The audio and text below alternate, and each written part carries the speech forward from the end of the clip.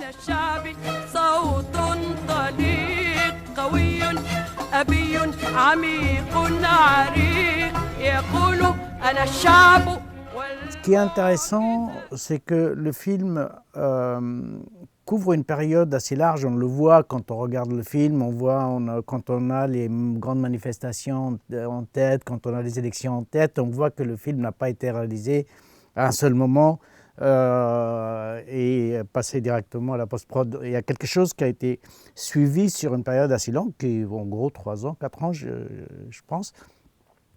Et c'est intéressant parce que ça donne un angle de vue sur l'évolution des sentiments, des représentations, des discours, des paroles des gens, notamment dans le village de Faraj, et donc dans la campagne égyptienne, et on voit cette évolution, les moments d'espérance, le moment d'euphorie, le moment de déception, le moment de colère, et c'est un moment extrêmement important dans l'histoire politique récente de l'Égypte. C'est un moment où tout d'un seul coup était devenu possible.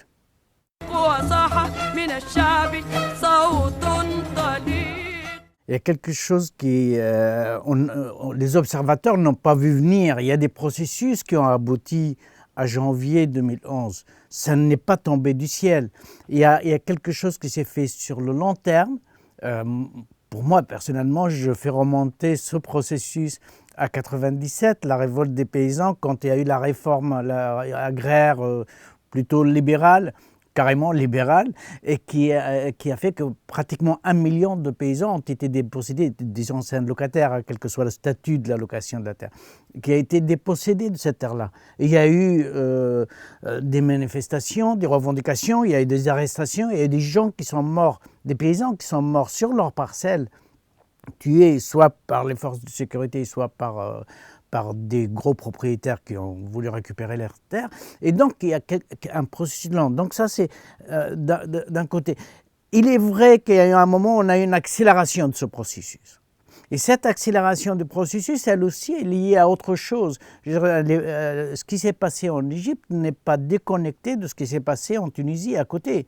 Le 25 janvier 2011, il faut aussi lire dans ce cadre élargi à la Tunisie, le 14 janvier 2011, la chute du régime de Ben Ali et la fuite de Ben Ali, et le 17 décembre 2010, le suicide de Mohamed Bouazizi dans une ville rurale, dans une région très rurale, et qui est un fils de paysan. Donc tout ça fait qu'il ne faut pas oublier qu'on a été en présence, même si on n'a pas vu, personnellement, je n'ai jamais pensé qu'il y aurait un jour une révolution, ni en Tunisie, ni en Égypte. C'est trop de pessimisme, mais personne d'autre ne l'a vu non plus. Je veux dire, on a été surpris. Mais la surprise ne doit pas nous empêcher de revenir et de reconstruire ou de déconstruire, ça dépend comment on se positionne, les processus avant, et ça vient notamment, encore une fois, la parole, les positions, de la population rurale égyptienne en général et dont les paysans qui représentent donc à peu près autour de 4 millions de paysans avec leurs familles, on est autour des 20-25 millions. Ces gens-là, c'était pas la première fois qu'ils bougeaient ou qu'ils commençaient à s'intéresser à ce qui pouvait se passer au Caire. Ils l'ont fait en 1997 et ils l'ont fait avant. Et il y a une histoire très riche, très rempli de ce qu'on pourrait appeler des révoltes paysannes.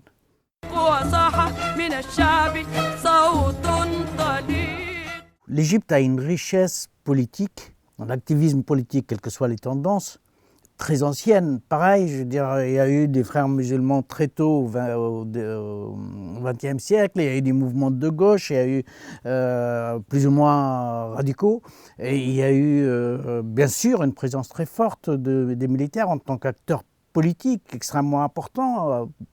l'Égypte post-52, on pourrait même remonter un peu plus loin, mais au moins 52 avec ce qu'on a appelé la révolution nassérienne et la prise de pouvoir par Nasser et ses camarades de l'armée, et la réforme agraire, c'est un acteur extrêmement important, très présent et qui a acquis une sorte de légitimité dans le monde paysan qu'on voit dans le film, notamment parce qu'il considère, même si Nasser est au haut de la pyramide, c'est Nasser qui a fait tout ça, les gens n'ont pas oublié que Nasser c'est aussi l'armée et que Nasser et l'armée ont redonné la terre, du moins c'est exprimé comme ça, ils ont donné la terre aux paysans pauvres ou des paysans sans terre, et à sécuriser cet accès à la terre et à l'eau. L'armée a lavé l'affront de 67 en menant une guerre victorieuse, du moins elle est représentée comme ça dans la mémoire collective, la guerre de 1973. L'armée a quelque chose, une place extrêmement importante, c'est un acteur extrêmement important, ce qui pourrait expliquer, je suis moins sûr, mais ce qui peut expliquer le fait que le régime de Sisi n'ait pas eu trop de difficultés pour s'installer au pouvoir après les 3 ans, 4 ans d'expérience dite démocratique avec les élections de Morsi et ainsi de suite. L'armée, je pourrais résumer pour ne pas être trop long, en disant que c'est la plus grosse entreprise économique de l'Égypte. C'est énorme les activités économiques. Ils produisent des frigos, des télés, des charrues, des tracteurs, des avions. Bien sûr, ça c'est plutôt leur secteur. Mais ils sont partout. Il y a des supermarchés de l'armée. Il y a des quartiers qui sont construits par l'armée. Les ponts et les autoroutes en Égypte sont construits par l'armée, sur des budgets que le Parlement ne contrôle pas. Quand on a cette puissance économique, on ne se fait pas traiter n'importe comment. Et ça donne une sorte, si ce n'est pas de la légitimité, au moins une sorte de prestige que d'autres acteurs n'ont pas. Le deuxième acteur important, et qui a eu beaucoup plus de visibilité après janvier 2011, c'est les islamistes. Et il n'y a pas que les frères musulmans. Il y a les frères musulmans, les salafistes et d'autres groupes qu'on voit apparaître à gauche, à droite.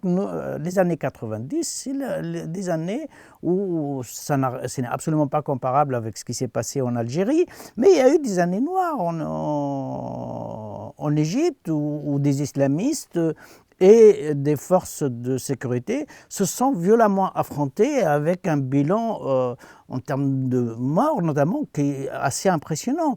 Donc il y a quelque chose. Les frères musulmans en particulier, mais les salafistes aussi, ont eu cette force et cette capacité de s'organiser qu'aucun autre parti politique n'a réussi à faire. Que ce soit dans les années 90, que ce soit après, alors qu'ils étaient interdits en tant que parti politique, ils ont réussi à s'organiser, à avoir des réseaux et des ramifications extrêmement développés. Et le jour où l'ordre de la direction est venu, maintenant on existe légalement, on peut agir, on peut être là. Il y a eu comment dire, ils ont réussi à rassembler probablement au-delà de leurs propres électeurs. Ça me semble absolument... c'est quelque chose qui est difficilement contestable, cette capacité-là. Et ça, aucune force politique, quelles que soient les convictions et les idéologies, aucune force politique ne peut rassembler autant de monde en si peu de temps. C'est l'organisation. Et cette organisation, les années 90, les années 80, a dépassé la capacité du parti qui était au pouvoir, qui était essentiellement un parti de clientèle. avec évidemment des membres volontaires ou non, mais un nombre de membres extrêmement important. Les islamistes ont réussi à s'imposer comme le parti politique le mieux organisé en Égypte. Je le pense, j'en suis absolument convaincu qu'il le reste encore aujourd'hui.